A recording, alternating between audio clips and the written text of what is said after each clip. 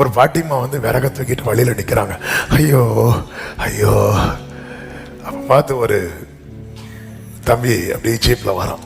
பாட்டிக்கு முன்னாடி பிரேக் அடிக்கிறான். பாட்டி பார்க்குறேன், என்னப்பா என் முன்னாடியெல்லாம் பிரேக் அடிக்கிறான். பாட்டிமா, என்னம்மா எவ்வளோ கஷ்டப்படுறீங்க, வாங்க என் வண்டியில் யாருங்க. அப்படியாப்பா, தேங்க்யூப்பா.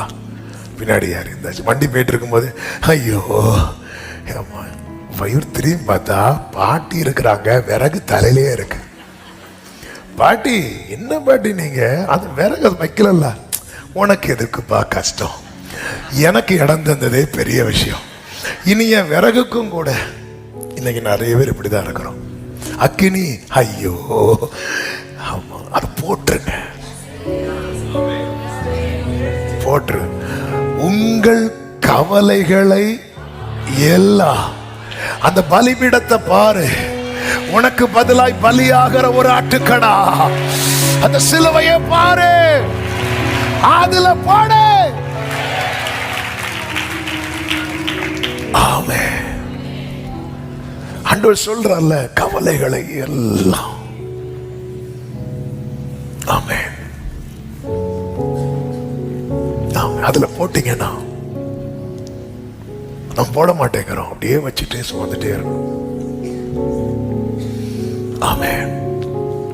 ஆண்டவருடைய இதை பாத்தீங்களா, இந்த சிலுவை நான் இதே தெருவில் இனி இப்படி நான் அவமானப்பட்டு வர மாட்டேன். இனி நான் வரும்போது எத்தனை பேர் என்னை கொண்டாட போறாங்கன்னு. அதனாலதான் இயேசு சொன்னார், எனக்காக நீங்க அழாதீங்க, இது என்னுடைய லாஸ்ட் ஜேர்னி.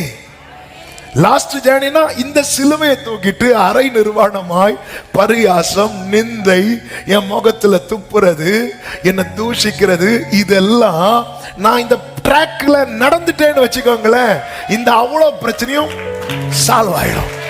சில பாதையில கத்துறவங்களை நடத்துறது எதுக்கு தெரியுமா, நிறைய பிரச்சனைகளை. எனக்காக அழாதீங்க, என் கஷ்டம் இன்னையோட முடிஞ்சிடும். ஆமென். பக்கத்துல பார்த்து சொல்லுங்க, என் கஷ்டம் இன்னையோட. ஆமென். என் கஷ்டம் இன்னையோட முடிஞ்சிடும். ஆமென் சொல்லுங்க பார்க்கலாம். சொல்றீங்களா? ஹல்லேலூயா. என் கஷ்டம் இன்னையோட முடிஞ்சிடும். உங்களுக்காக உன் கஷ்டம் தான் முடிய மாட்டேங்குது.